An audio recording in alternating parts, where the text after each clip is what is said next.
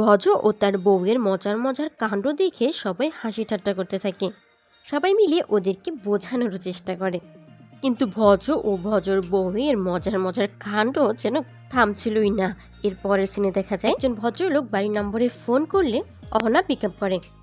অহনাকে জিজ্ঞেস করলে সে জিজ্ঞেস করে, এটা কি শকুন্তলার মায়ের বাড়ি? অহনা দুর্গাদেবীকে জিজ্ঞেস করে শকুন্তলার মায়ের বাড়ি কিনা জিজ্ঞেস করছে, কিন্তু কে শকুন্তলা? এই বাড়িতে তো শকুন্তলার নামে কেউ নেই। দুর্গাদেবী ফোনটা রেখে দিতে বলে, কিন্তু চারুলতা এসে শকুন্তলার নাম শুনে ফোনটা তার কাছে দিতে বলে। লোকটি জানান তিনি শকুন্তলার হাজবেন্ড রাকেশের প্রতিবেশী। শকুন্তলার হাজবেন্ড মারা গেছে। এরপর থেকে শকুন্তলা বারবার সেন্সলেস হয়ে যাচ্ছে, অথচ তার শ্বশুর বাড়ির লোকজন সবাই শকুন্তলাকেই দায়ী করছে তার স্বামীর মৃত্যুর জন্য। শকুন্তলাকে বাঁচাতে চাইলে তার মায়ের বাড়ির লোকজন যেন এখানে আসে তাড়াতাড়ি। কিন্তু দুর্গাদেবী এত কিছু শোনার পরেও তার মেয়ের কাছে যেতে রাজি নয়। কিন্তু চারুলতা অহনা তাকে নানাভাবে বোঝানোর চেষ্টা করে। শকুন্তলার এরকম পরিস্থিতিতে তাদের শকুন্তলার পাশে থাকাটা জরুরি। অহনা এবার বুঝে যায় শকুন্তলা আসলে কে।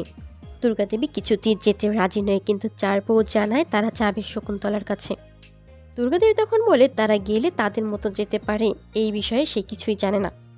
এদিকে দেখা যায় শকুন্তলার শ্বশুরবাড়ির লোকজন সবাই শকুন্তলাকে দায়ী করে তার হাজবেন্ডের মৃত্যুর জন্য। তারা এই নিয়ে অনেক কথা শোনায়, শকুন্তলাকে অপমান করতে থাকে, বাড়ি ছেড়ে চলে যেতে বলে। এর মধ্যে চারুলতা বাকি 3 বউকে সাথে করে এখানে এসে উপস্থিত হয়ে যায় এবং তাদের বলা কথাগুলো তারা শুনতে থাকে শকুন্তলার এই অবস্থাতেও তাকে কি পরিমাণে অপমান করা হচ্ছে।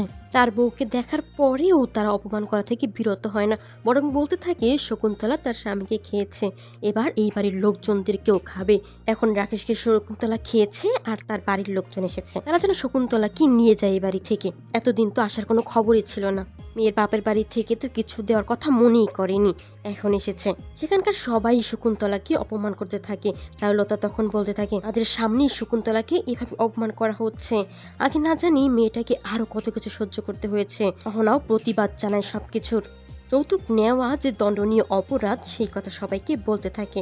যৌতুক নেওয়া ধর্মবিরোধী, সমাজ বিরোধী কাজ। আর শকুন্তলা এই বাড়িতে বিয়ে করে এসেছে, তাদের অধিকার নেই শকুন্তলাকে এই কথাগুলো বলার। শকুন্তলার পুরোপুরি হক আছে এই বাড়িতে, কিন্তু তবুও তার শ্বশুরবাড়ির লোকজন তাকে অপমান করতেই থাকে।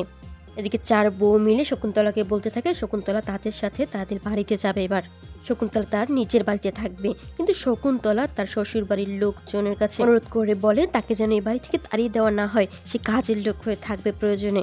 ওই বাড়িতে গেলে তার মা কোনোদিনও তাকে মেনে নিবে না, সে ফিরে যেতে চায় না তার মায়ের কাছে। কিন্তু অহনা শকুন্তলাকে বলে শকুন্তলা যাবে তাদের সাথে, এবং তার শ্বশুরবাড়িরও প্রত্যেকটা লোককে ভালোভাবে বুঝিয়ে দেয় শকুন্তলা যাচ্ছে তার মানে এই নয় সবটা ছেড়ে চলে যাচ্ছে, তার হক এই বাড়িতে ঠিক থাকবে। ভিডিওগুলো পেতে চ্যানেলটি সাবস্ক্রাইব করে রাখুন, লাইক কমেন্ট করতে ভুলবেন না। ধন্যবাদ।